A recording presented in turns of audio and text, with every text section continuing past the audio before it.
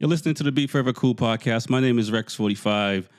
This evening we have Yoshi in the building, coming on the podcast. Welcome, man. How you doing today? Doing well, Rex, man. I appreciate you for having me on. It's my first time being on a podcast, so. Okay, that's what's up. Well, I mean, we'll talk about it a bit more because I've saw that you interview people and stuff like that as well. So, Right. it's pretty much the same thing in a sense. Cool. But no doubt, it might be different being on the other side. Yes. So yeah, let's tell the folks, how you got into riding. Like what was your first bike? Did you take a class? Did you just learn on the streets? Let's talk about your beginning days on the motorcycle. All right, let's see. So when I was I think I was in the 5th grade, my mom got me a little Honda CRF 80. Oh man, that's what's But up. we lived out in the desert and everything. But the Okay. thing was, she didn't have a truck. Yeah. So she was a stickler for the rules and everything. So yeah, I had that little dirt bike, but I never really got to ride it because we ain't ever had no way to get the dirt bike to the dirt. So so that's how it started. And off and on, I learned how to ride on that thing, just the basics of it, learning how to change gears and starting first gear, how the clutch works, all that good stuff. And then I got my first street bike when I was about, let me see, when did I buy that? How old am I? I'm 30. I think I got my first street bike about 5 years ago, age of 25. Yeah. And yeah, that's all on my YouTube channel. My YouTube channel is Master Yoshi. And I went with the Honda CBR 600RR. The reason I picked that bike was basically the aesthetics of it. I appreciated that undertail exhaust most of anything because I'm a big fan of symmetry. Okay. And let's see. When I was doing my research, I was finding that, the Japanese super sports, they're all relative in performance. And when I first got into motorcycle riding, I had no want to, do anything reckless on the street. Got you. I had no wants to be racing, anything like that. I just wanted a sport bike because growing up, that's something that I always wanted. Right. Now, what made you do it at that point? Just timing, or you at the itching? It was good timing. I had let's see, I think I graduated college probably 2 years prior, and I was finally settling into my career. So it was just a good time to do it. Found a nice priced one. I think I got mine for about $4,000. Okay, yeah. And it was a 2009, so it was in great condition. I think it only had 5,000 miles on it when I got it. So yeah, it was just seemed like a good deal, and that's what I did. So it was interesting because I bought that bike with no intention of ever going fast, and then a few years later, it became a track only bike, and right. I don't even ride sport bikes on the street anymore. Okay, yeah, I was gonna say. So, what was that? I mean, I guess for you, you pretty much knew how to ride that because you had the dirt bike. It was just more getting like seat time, so it wasn't as new. As an adult, obviously, it's still a little. For me, it was still a little scary because I started riding about I guess like 12 years ago now, give or take, and stuff like that. And I started 15 years later than you did, so you know what I'm saying.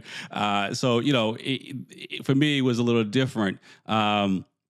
Now, when you got your bike, were you, did you do a lot of miles right away? Were you kind of like, the summer, it's the guys that just ride in the summer and then September come, they put up, or you riding all, I guess, where do you live? Can you ride all year round where you're at? Let's see. I bought the bike when I was living near Richmond, Virginia. Okay, so I was only living there for about a year and a half. And I think I bought that bike. I want to say I bought it in the fall. So I rode it for as long as I could until it just was, too cold to ride. I bought that bike with the intention of riding it a lot. I was commuting to work on it and all that good stuff. Even took a 500-mile road trip on it one time. And and I also bought it with starting a YouTube channel. I had that in mind as well, because with the style of riding that I intended to do, I figured that, practically it might have been better to get a cruiser, just because, again, I had no intention to be wilding out here on the streets, nothing like that. Right. But, Biker Boys was like one of my favorite movies growing up, so I had to get the sport bike. But so I had no intentions of doing anything crazy. Damn, I done lost my train of thought. Where was I going with that? When you bought the bike, you should have bought a cruiser. Yeah.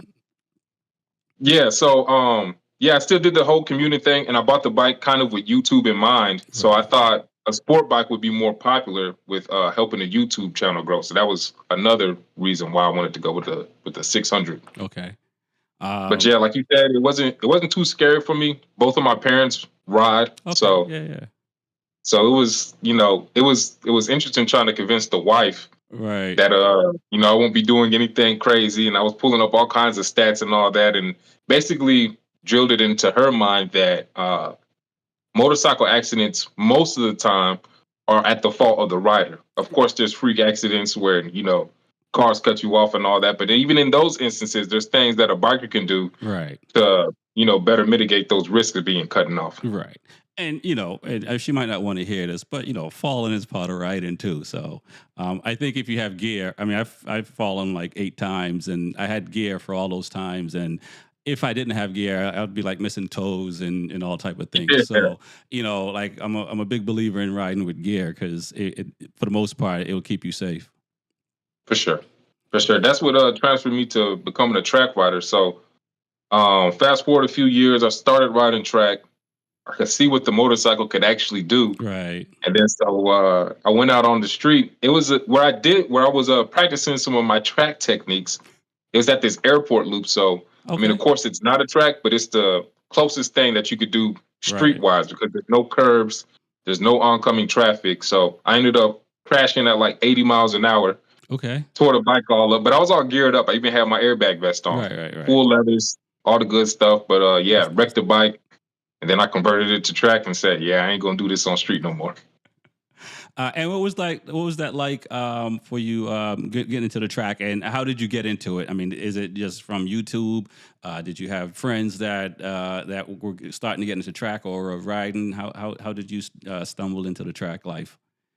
I think it was just a progression thing with I don't know if I think maybe social media might have pushed me to do it because I moved to another place. I moved to Huntsville, Alabama, Okay. and so new city, no friends here, anything like that. And I think it was just the progression of my channel that pushed me to trying out track days Right. because even with some of my motor vlogs, I was always talking about how this bike how basically riding on the street, like there's so few things you need to worry about. And I was also saying that like riding a motorcycle is easy unless you're trying to go fast on the track. So I think naturally just the track was the next step in my rider progression. Right. And so when you got to the track, did you think riding on the track was easy, or what were your thoughts when you first? Because for me, like I Yeah. and I'll say this, and well, one of my friends will say I did a track day because I got my license, but I raced the same weekend I got my license. So in I've been riding for I don't know, I guess 12 years plus, and I've done like 4 track days. Other than that, I've been racing, and so for me, like when I went out on the track, I literally was like, "What am I doing out here?" It's like because it's a lot different. No mirrors, can't look behind you. All these things. There's a line that you're supposed to see. You know what I'm saying? And so for me, that like I'm glad I stuck with it. But for me, it was just like it was a moment. So how was it for you going out the first time? First time I went on track, I was in it was a track day, of course. So it was I was in the novice group, and the organization I ride with most is Sport Bike Track Time. Okay. And they'll break up the novice group to the slow so within the novice group they'll break it up to into groups depending on how many instructors are there. So and depending on how many students, of course. So um basically they'll break it up into the most experienced novice and the least experienced. So I of course, said I'm the least experienced. It's my first time on track, all of that. Right. And so they put me in the slowest group in novice.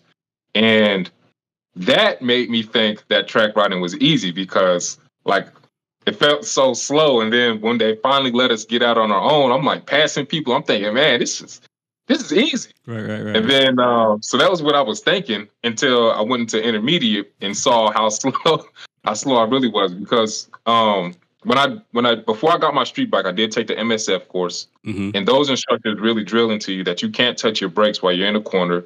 You need to do all your braking before you get to a corner. Right. So that's how I was riding on track, Oh, nice. and Yeah.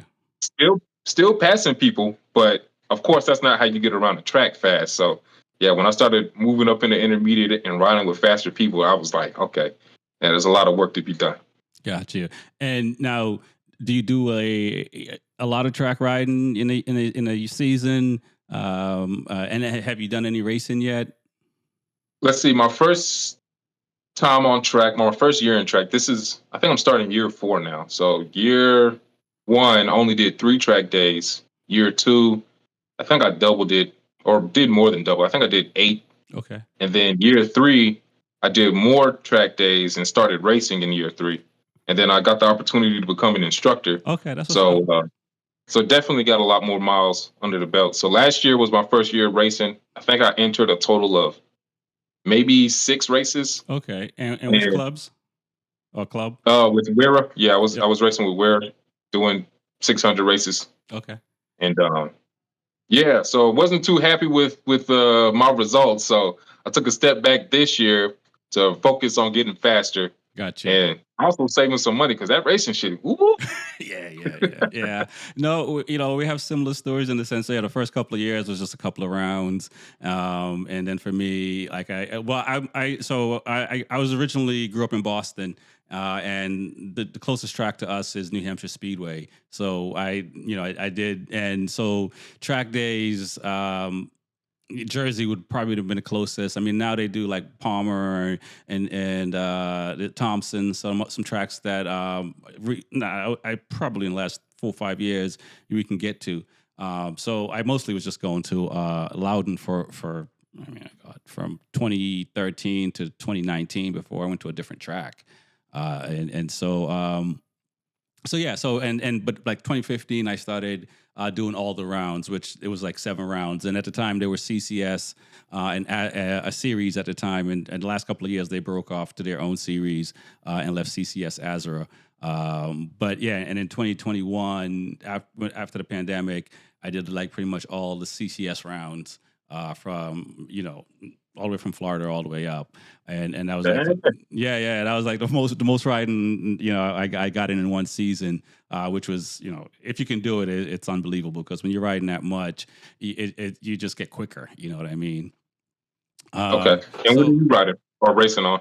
so I started out on an SV 650, and then I moved to an R6. I built an R6 2007 R6, and which I probably should have stayed twin because like I started riding on Ducatis. So and then I raced the SV, which is a twin as well. So like I was so used to that, and when I got my R6, it took me like almost like a year and a half to get used to riding inline four to the point where I even bought a street bike just to get more seat time on it and stuff like that. So yeah, so I raced the R6, and then in 2022, so I got in an accident in like 2018, got a screw in my hand, lost my spleen.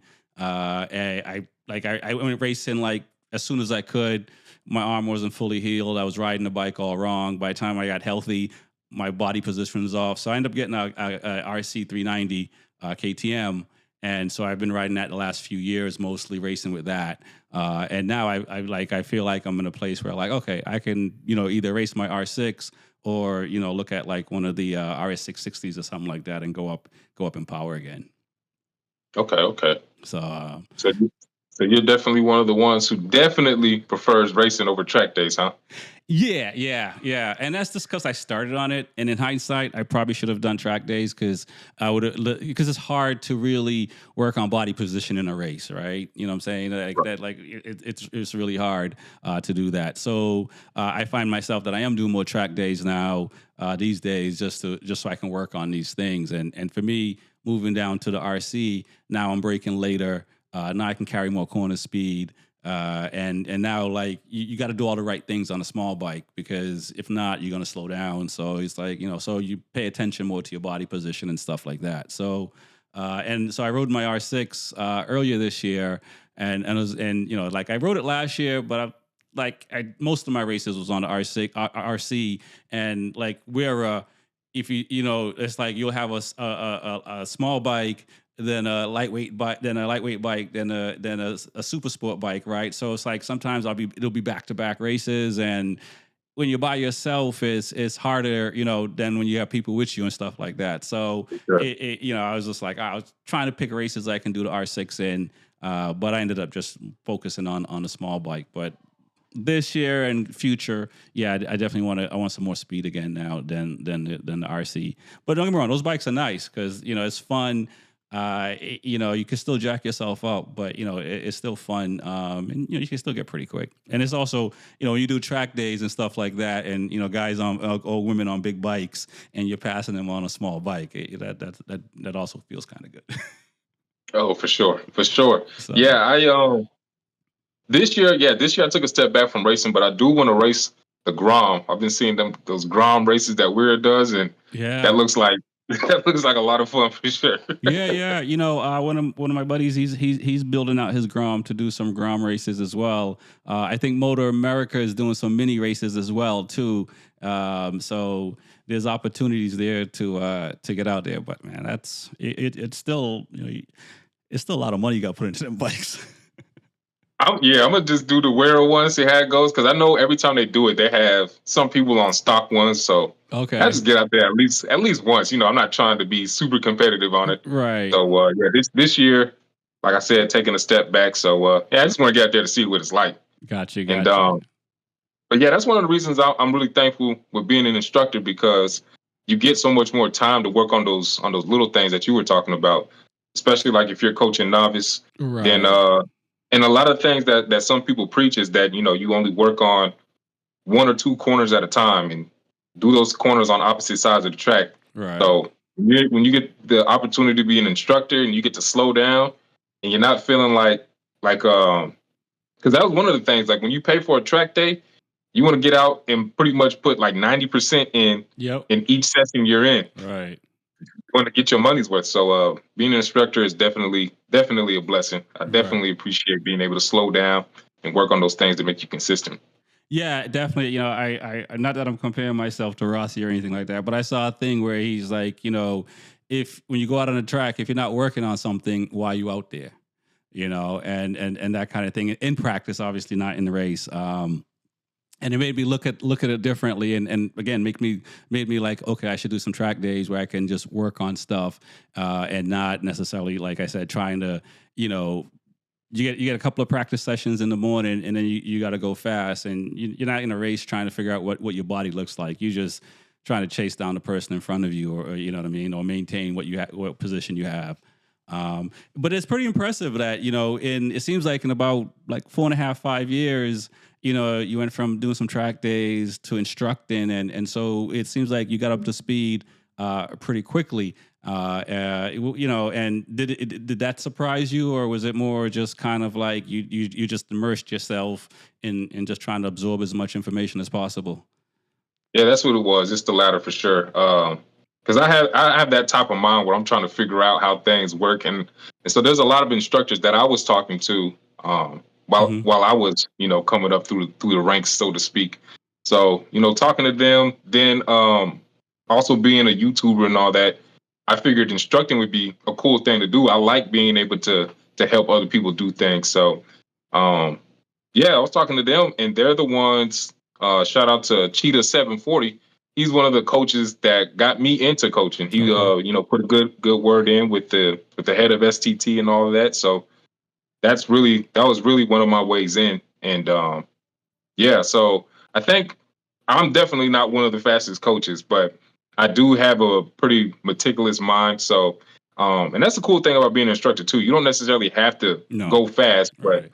you have to, know how to talk to people. You have to know, all those soft skills. So that's definitely what I bring to the table more than speed. And then of course, novice and intermediate, I can coach those folks up. But when it comes to, advanced riders where I'm similar pace, um, of course, I won't be too beneficial there. Right. Right. And now, uh, before we talk about your YouTube channel and the whole YouTube world and all that, talk about some of the tracks you've been to, and talk about, like, your first time going to a new track. I mean, especially now as a coach, I'm pretty sure you approach it differently than when you first started.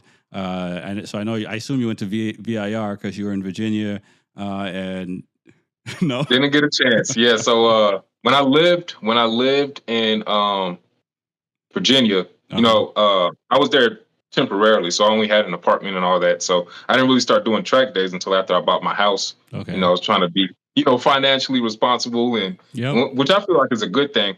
If you don't have a house, you should at least have an apartment that has a garage, especially if you switch your bike to full track load out to where you don't have an ignition anymore. Right. And so yeah, I did it that way. So I didn't get to do any track riding while I was in Virginia. So living in Alabama, the only tracks I've hit are Barber. Mm-hmm. I hit that one a lot.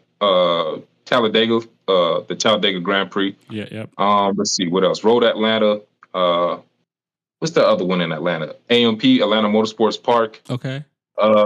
Nashville Super Speedway. That was pretty cool. Okay.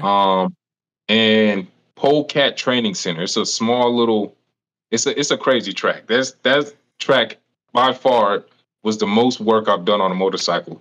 Okay. I think there's almost or over 20 turns, and there's so many blind ones going up and down hills. It's a lot of work. Okay. Okay. But Yeah. I went to Talladega for the first time this year with the Pan American Series. I went to NOLA this year for the first time. I'm hoping to go to Barbara and Road Atlanta in the next 3 to 4 weeks with them. So I'm hoping to get there and see, because they seem like they're very fun tracks. Ooh, you traveling far, huh? Man, how long was a drive for Tally, or how long was the drive to Tally for you? That was about 10 hours. Man, hold on, my bad. Screen went blank. What's going on here? No worries. Yeah, but I've driven from Boston down to Homestead.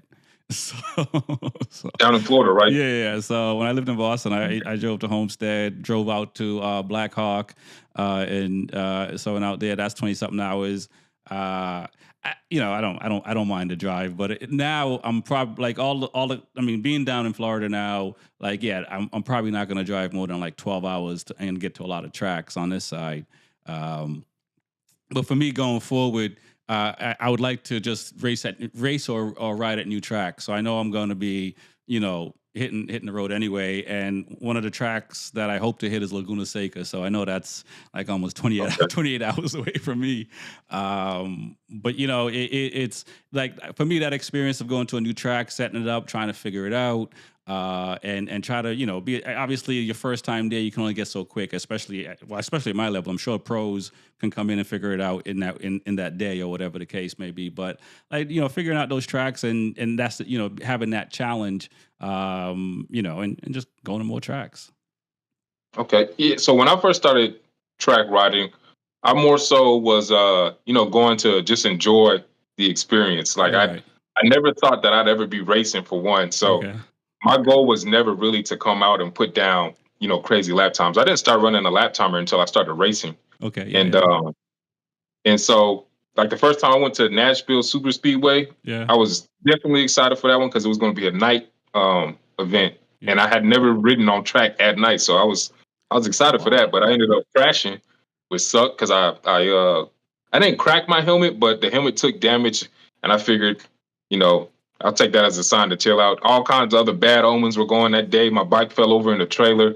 The dogs weren't eating. So I was like, you know what? I'm gonna take this as sign number 3 that, I should stop riding today. Oh man. But Man, but yeah, so go ahead. so yeah, my approach to riding so far had always been just to go out and have fun, because I feel like I have to put myself in that mindset, because naturally I'm a very competitive person. Right. But also I'm a realistic person. So it's like, if I tried to go all into racing, I would definitely want to go pro at some point. Right. But then realistically, looking at my times, I'm like, yeah, I ain't never gonna go pro. So might as well just enjoy it. Yeah, I mean, it depends, right? I mean, and I say that, and I haven't said this to anyone, but like, so in the Twin Series in Motor America, the age limit to age out is 55, right? So you got plenty of time to and the older dudes racing that class. You know what I'm saying? So and it's still a competitive class. So as I say, you got time to go pro. So that's one of my goal is to hopefully do a Motor America race on one of the RS 660s. So if everything goes well, I'll get one next year, next few years, try to get, some decent times and try to be more competitive and stuff like that and see what happens. So, you never know. And as my buddy said, Josh Hayes didn't start racing until he was 26. Man, yeah, that's Or that 27, ain't something people like off. that. Say again? Yeah, that I also feel like my biggest weakness is I got too much self preservation because Oh, yeah. There's, yeah, I try not to push too hard. Well, I mean, sometimes I do. Of course, in a race, it's different. right, You let all that stuff go during the race. right. But during track days and all that, when I'm following some people, I'm like, that don't really look like too good of an idea. So Oh, yeah, for sure. that's definitely a huge interest for me. Yeah, no, I definitely do not race like, my paycheck depends on it or anything like that. You can have that space if you want it. I'm not, you know what I mean? And that's another reason why I race the smaller classes because, it's different, than the 20 something year olds and the younger folks coming out and running. And for me, the last few years racing in CCS, like I had 2 accidents that weren't my fault. You know what I'm Okay. saying? And then it costs you money. Airbag, suit goes off, exhaust, gloves. It's just, it's like the smaller classes is younger kids and folks my age that just want to have fun, but we're not gonna do what Martine and them boys are doing in MotoGP in the corner, or what Bastianini did to Martine the last race, last round, that kind of thing.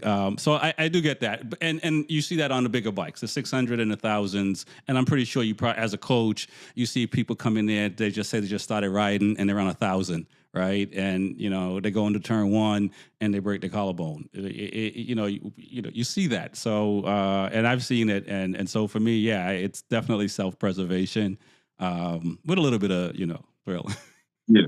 One of the big things with being a coach it's interesting because of course is one of the things that I like about coaching. People want advice, and it's always a disclaimer you got to give when you're instructing. Like, all right, I'm gonna show you some things, but you still gotta do what you're comfortable with. Right. Don't be risking life and limb out here. So it's crazy because so many times, like I'll lead people into corners, and when I look back and they're already blown off the track, they trying to keep up with an instructor, and it's crazy because you feel bad. It's like, man, damn, did I just cause him to do this? Right. So that's definitely an interesting point of coaching.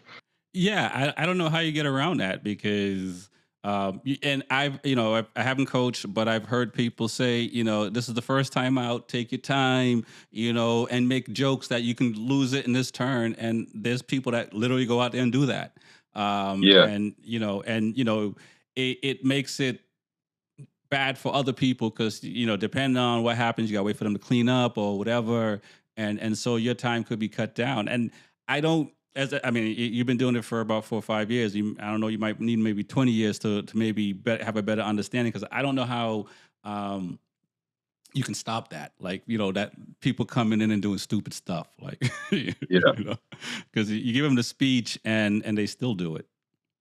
Yeah, yep. So, but either those sometimes those customers are more fun to work with than some of the other ones who like they just will not crack open that throttle, and Right. it's like there's nothing else you can do. It's like, come on, man, you just got to turn that throttle on and let's go.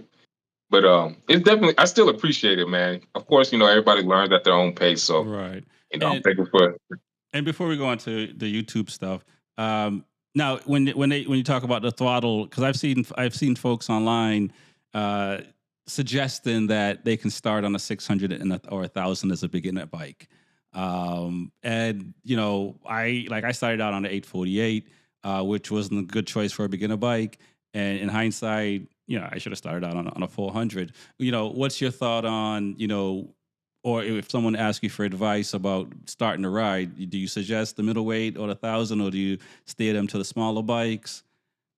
So I believe, that's not a one size fits all answer because, I really think it depends on the individual asking because I feel like the more athletic you are, the more level headed you are, then you can start on any bike. Because I know people who started on boosters and were Right, fine, never had anything go wrong. And then right. I've seen people on 400s grab too much front brake and flip over the handlebar. So So yeah, yeah, really, it's really, I feel like you just have to exercise good self-awareness with it because, of course, a motorcycle can only go as fast as your right wrist makes it. So Right. that's, and I even did a video on if the 600's a beginner bike. And of course, I said, my opinion might be skewed because I already knew how to work a clutch Right. from the dirt bike that I had.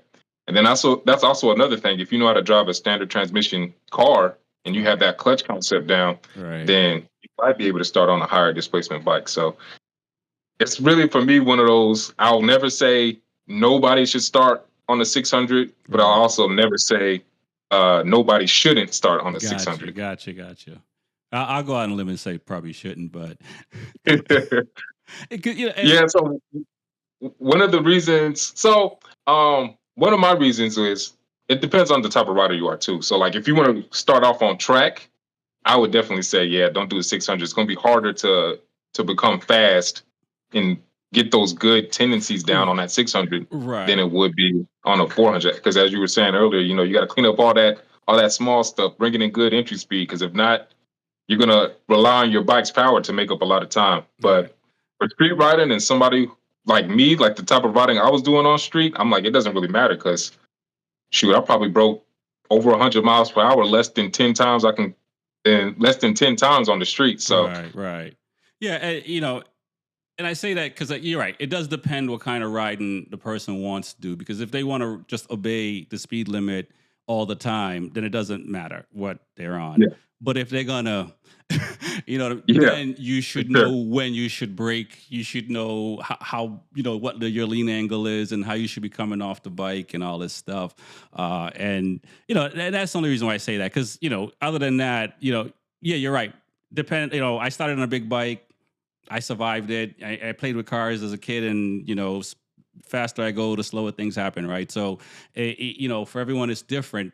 But if you want to be a skilled rider, Yeah, you know what I mean, and then because then you for can sure. ride any bike after that. You know what I'm saying, and know what to Sure. do and know what to expect because that's the only thing. So I'm glad to get that take, but I don't want to keep going on about it. 'Cause, but yeah, let's talk about so you bought the bike to get into YouTube and stuff like that, and so let's tell folks about your channel and the type of videos you're making and how they can find you and all that stuff, and I guess what made you decide to get in front of the camera and chop it up.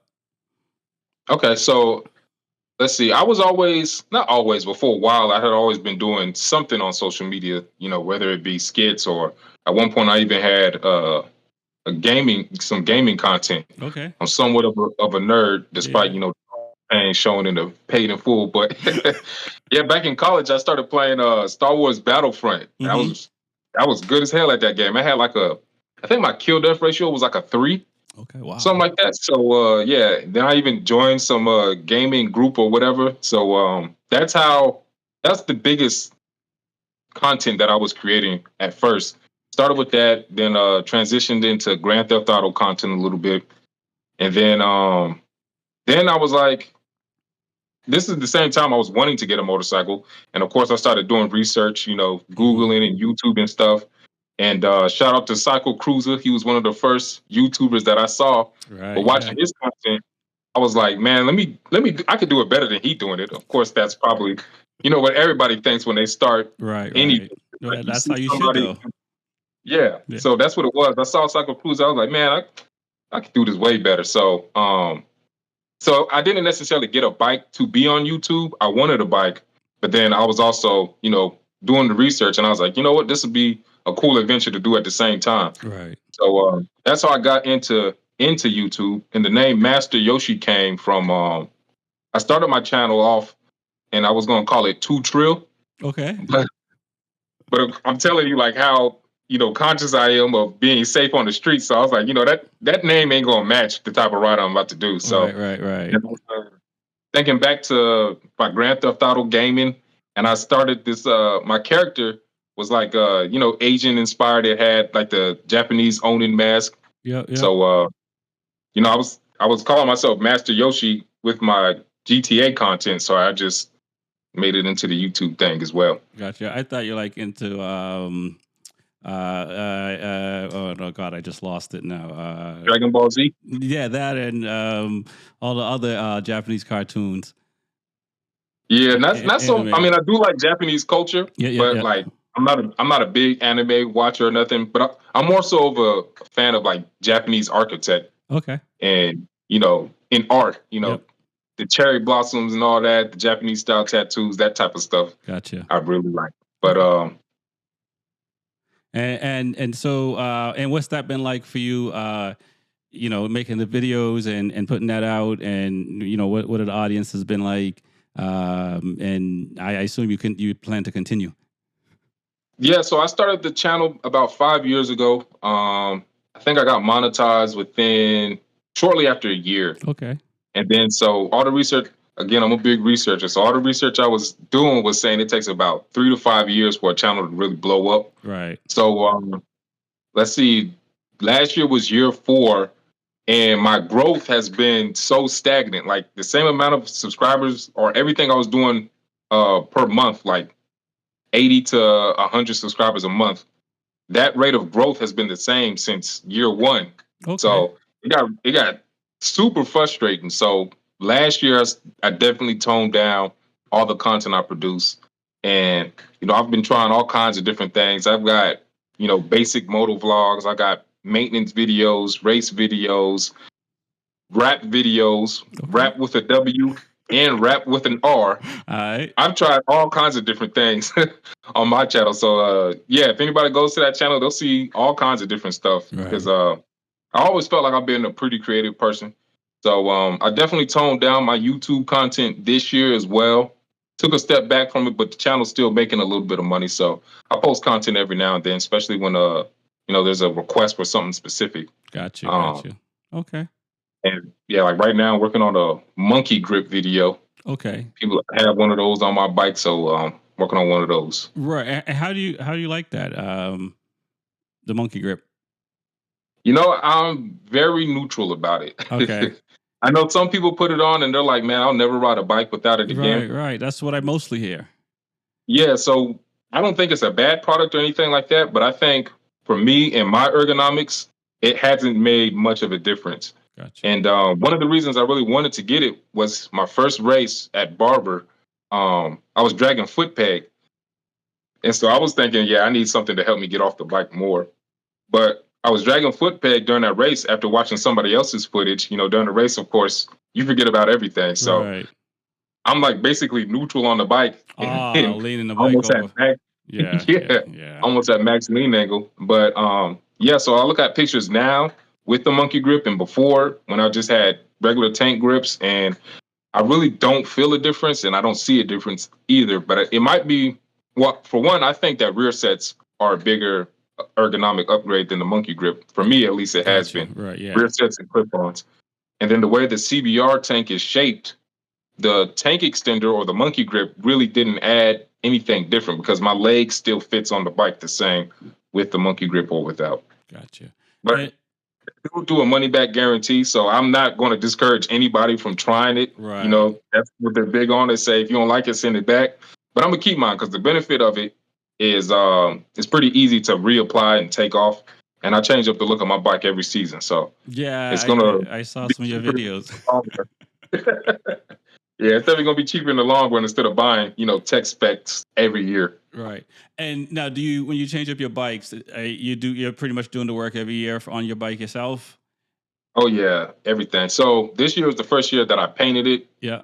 Dropped a little video on that, but this year, like I said, I took a step back because it's painful putting in a bunch of effort into a video that it only gets 80 views. So it's like, so this year I took a step back and I didn't show the whole paint process. I showed steps through it and everything, but usually I was doing vinyl wraps Right. and Okay. Yeah, no, I get that part of putting in the work, making content, and putting out content and stuff like that. Like I said, I did a radio show for a while and putting out content and trying to be active on social media.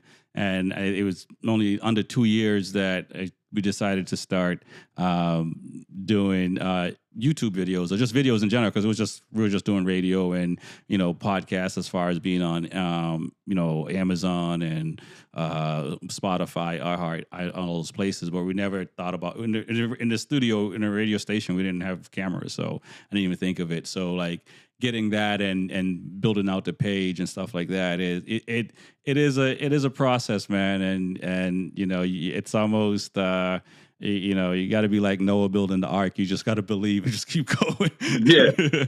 So that's one of the things I struggle with too, is because it's like, of course, anybody who became successful in anything obviously didn't give up, Right? But at what point is it like, okay, I put in all this work? At what point do you say, you know what, this ain't working? Well, so that's the challenge. I can't. I wish I could answer that, because believe me, you do have to find. I don't know what the right answer is. I mean, some people are already depressed at that point when they walk away from stuff, and you definitely don't want to get to that point. But I think that I can only speak what I do is we try to have a whole bunch of different topics that we do, and whatever works we try to keep, whatever don't work we just keep trying to reinvent the wheel and until something sticks, right, kind of thing, because usually it's I think once upon a time I was overcomplicating things too, and now I'm just not even like, just do it and not thinking like, because that I don't want to use that Jay-Z line, so you have to dumb down for the audience kind of thing, but you can't build it for yourself. You know what I'm saying? And because what your expectations and stuff is different. And so now I try, and this is recent, I try now just to do things and not necessarily put too much thought into it. And if it works, keep trying it. If not, move on to something else and try something else. Because if you're passionate and you're having fun with it, and that's still there, like I think that's when you stop having fun I think is when you want to walk away from something. But if it's success come and go and all that stuff, so I don't measure it by that, and I used to, don't get me wrong, I mean I'm a little bit older than you, so I used to, but I've learned now it's just kind of like, just if you can pay your bills and you enjoy what you're doing, then the universe will open its door eventually. It's weird like that, and I think so. And so for us, even recently, we've been doing fairly well recently, but it's like, I don't want to, I'm not complaining, but it's like, I was in a band for like 10 years, I did poetry for like, 10 years. There's a lot of things that you do and you're like, okay, well, I haven't, there's no awards I'm collecting for these things. Right. So, but at the same time, it's just kind of like, yeah, but I did it, and I was competitive, and stuff that I'm proud of the stuff that I've done and stuff like that. So I say all that to say, like, yeah, you never know, you never know what's around the corner, and I was talking to a friend of mine the other day, and I was talking about business and how all this paperwork and all this stuff, and he called me by my government, but he was like, Rex, if it was easy, everyone would do it. And it just, he's just, I was like, all right. For sure. I just got to suck it up, For sure. So that said, so racing, do you think you're going to be doing more racing in the future, or combination of racing and track day? Combination of racing and track day. Like, I want to be more competitive, especially in that middleweight class. There's so many bikes and so many fast people. So I would definitely like to be more competitive. Usually I can compete in the vintage 600 or the vintage 600 race, because it's I think winning race pace is usually not necessarily, but about a few seconds off pace, and it's easier to compete in there. I got my first podium in a vintage race. So I definitely see more in the future, but this year I wanted to step back and step the speed up. But like you, I try other things. I just got into stand-up comedy. Okay, that's this year. Yeah, did a couple of open mics, won a couple of open mics, so that's been pretty cool. Oh man, but that's dope, man. That's dope. Yeah, it's been a journey in itself. So that's the thing though. So it's like, of course, with YouTube, I enjoy everything I'm doing in front of the camera. It's the Hmm. behind the work stuff, the behind the scenes stuff, the editing, framing, or like I even enjoy working on the motorcycle. But Right. of course, if you're going to try to make a video out of it, the time it takes to do that maintenance job you're completing is going to at least double. Right. Not to mention the editing of it. So um, it's it's almost like that meme with the guy digging for diamonds. The guy on the bottom stops and turns around, and the guy on the top is still going, and he's about to reach the diamonds. Right. Same time, what if nothing's there? And it's right for the guy who turned around to go back and start another venture. So that's the struggle with life, of course. It is. That's the hardest part, and getting folks to do to believe in what you're doing and to want to be a part of it. I listen. I know what that part is like, and that's the hardest part. For same thing. It's like I've ideas I want to do, and yeah, I got to get out there, and first you got to pay your bills one, and then now you got to get out there and make content and be creative and stuff like that, and yeah, take your time to build out when you're doing any job. So that's the hardest part, I think.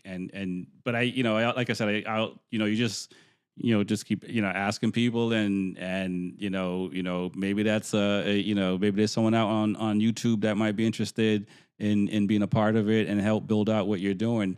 Right, You know what I mean? Because you can't do it by yourself.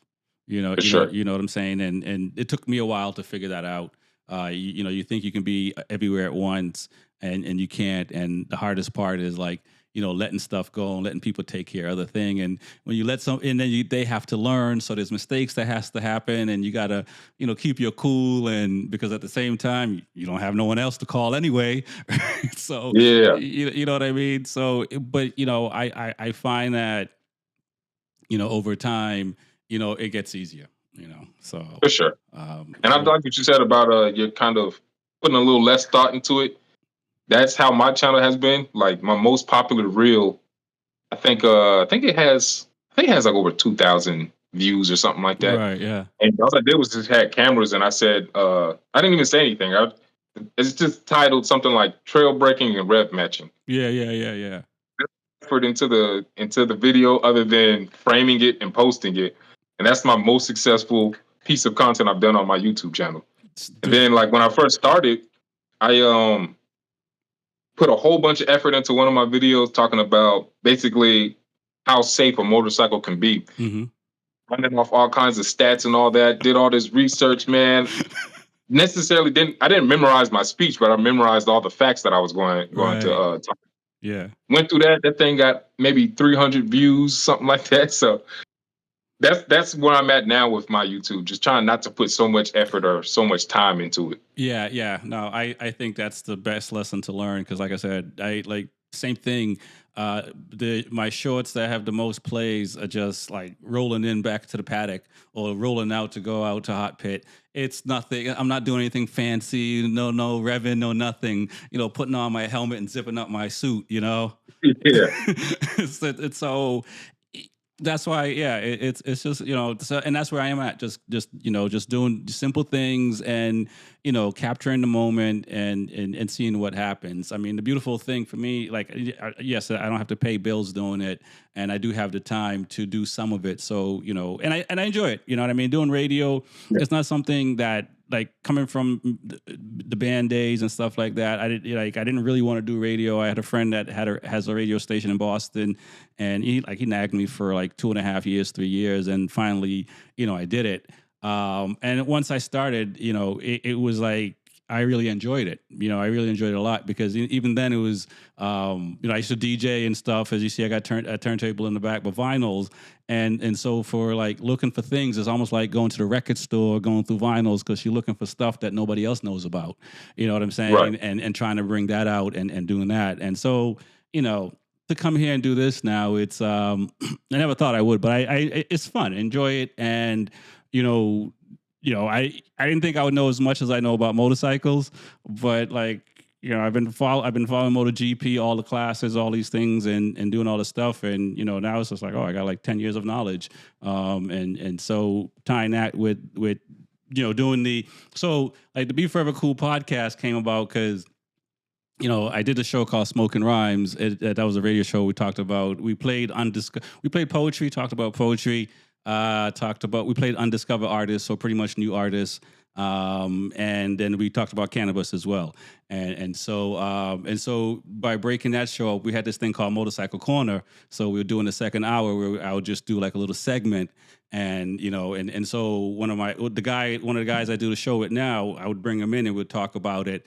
But it wasn't the right space. And then that just spun off into, hey, let's just turn this into, its own thing, and we can talk about going to the track and what that's like and all that stuff. And the other thing was like, and I don't know about for you, but when I first got into riding and going to the track, there aren't a lot of people of color, a lot of black people. Oh, for sure, for sure. And so and for me, it's like if my buddy didn't say, "Hey, come to the track," I wouldn't have like thought that was I wouldn't even. I mean, I saw it on TV back in the day and stuff like that, but like I didn't know that was like, oh, we can just go race. You know what I'm saying? And so like and so I've been fortunate enough now to talk to some other guys, and they're now coming to the track and stuff like that. And so now not to say just to be aware, because again, even like these kids that are riding on the streets on dirt bikes and stuff like that, if these guys can take these bikes to like a dirt bike park or to a track or something like that, the dynamic of the motorcycle community racing wise in the US would be different. You know what I'm saying? Because there'll be more James Stewarts out there and stuff like that riding. You know what I mean?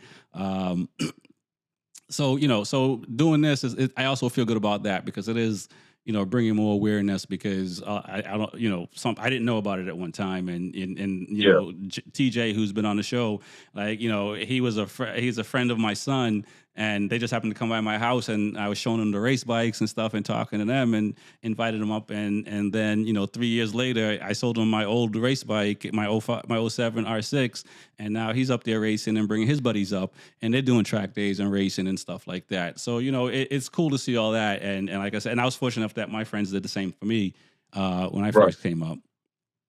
Yeah, so.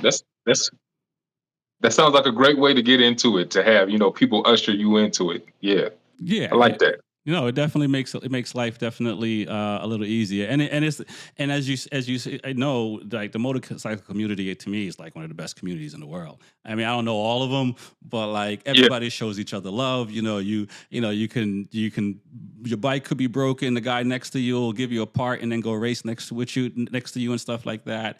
It's like if I'm on my bike on the streets and I'm pulled over, people will stop and check and see if I'm good. If I'm on my car on the street, pull over, nobody's stopping.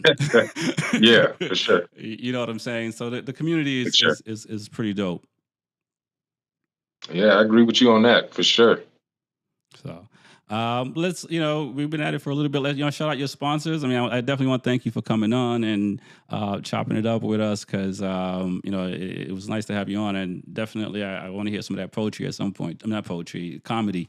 I'll send you a link to some of it. But yeah, I don't have any sponsors. I'm still keeping it real small time. But yeah, my channel again is Master Yoshi. Links to my Instagram is on there and everything. And that's all I'm doing for real. Just coaching, a little bit of YouTube coming out here. I mean, a little bit of YouTube content coming in, and trying to stand-up comedy now. Nice. And when is your next track day or race day?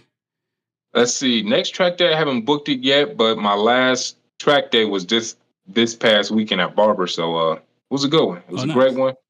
I ended up low-siding. Sucks because I was coaching, so I didn't have a camera going on, so I can't tell exactly what happened. Okay. But I think I unloaded my front too much. I was going into turn 16, right-hander, and probably 3 turns prior, it started raining. It wasn't a crazy downpour or nothing, but it was enough to wet the track, I think. And I was on slicks, and I'm conscious of the rain, and I think I might have been coasting too much at lean angle instead of trail braking or anything. Okay. Didn't have the front loaded enough in. Lost the front, but it was a low-speed crash, so nothing crazy. Broke a clip on my rear sets.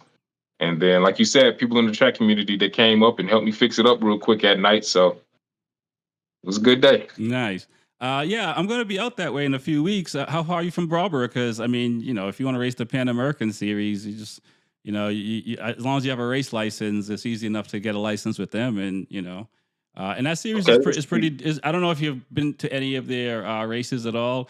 It's the closest thing. Well, not MotoGP anymore because MotoGP now has a sprint on Saturday. So they do right. practice and qualifying on Saturday only, and then all the races are on Sunday. Okay, yeah, I've heard of. I haven't participated in one, but Yeah. I might go. I might go check it out. Barber's only about 2 hours from me, so Yeah, yeah. If you if you're gonna be there, yeah, I might pull up and show some love. Okay, that's what. Well, I'll when I definitely know, I'll let you know and see how it goes. Like I said, I want to thank you for coming on. I really appreciate it, man. My name is Rex45. It's the B4evaKool podcast. We're here tonight with Yoshi. All right, appreciate you. All right.